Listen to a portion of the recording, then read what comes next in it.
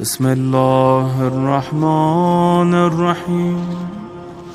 السلام عليك يا أبا عبد الله، السلام عليك يا ابن رسول الله، السلام عليك يا خيرة الله وابن خيرته، السلام عليك يا ابن أمير المؤمنين وابن سيد الوصيين، السلام عليك يا ابن فاطمة سيدة نساء العالمين، السلام عليك يا ثار الله وابن ثاره والوتر الموتور، السلام عليك وعلى الأرواح التي حلت بفنائك، عليكم مني جميعا سلام الله أبدا ما بقيت وبقي الليل والنهار.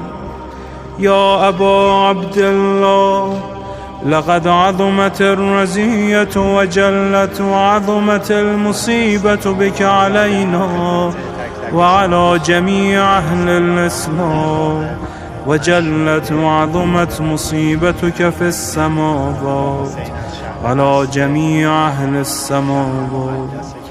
فلعن الله أمة أسست أساس الظلم والجور عليكم أهل البيت، ولعن الله أمة دفعتكم عن مقامكم وأزالتكم عن مراتبكم التي رتبكم الله فيها، ولعن الله أمة قتلتكم، ولعن الله الممهدين لهم بالتمكين من قتالكم. برئت إلى الله وإليكم منهم ومن أشياعهم وأتباعهم وأوليائهم.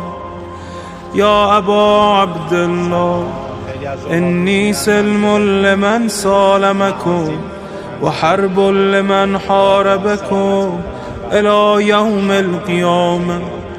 ولعن الله آل زياد وآل مروان، ولعن الله بني أمية قاطبة، ولعن الله ابن مرجانة، ولعن الله عمر بن سعد، ولعن الله شمرا، ولعن الله أمة أسرجت وألجمت وتنقبت لقتال.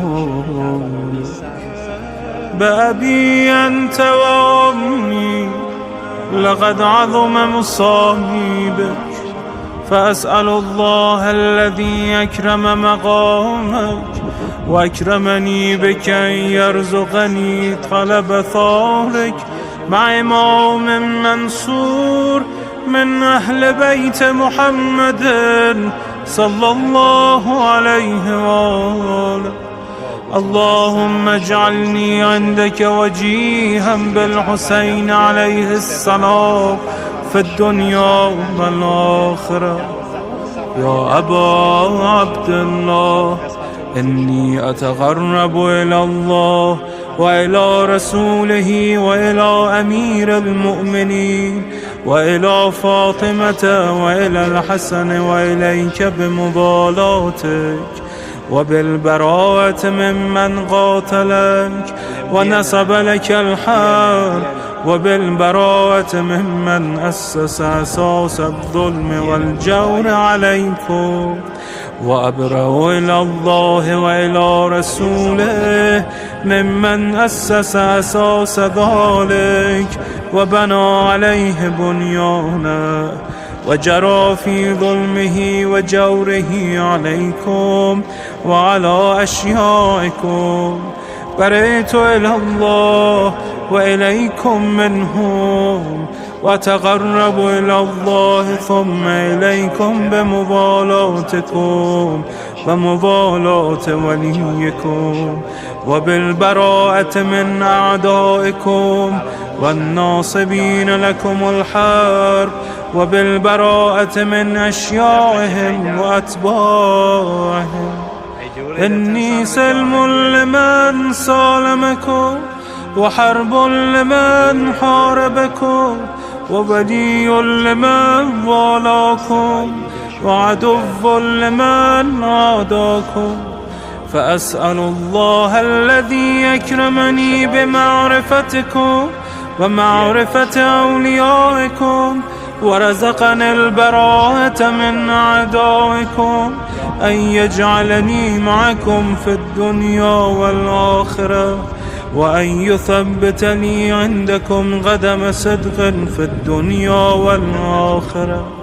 وأسأله أن يبلغني المقام المحمود لكم عند الله، وأن يرزقني طلب ثاري مع إمام هدى ظاهر ناطق بالحق منكم.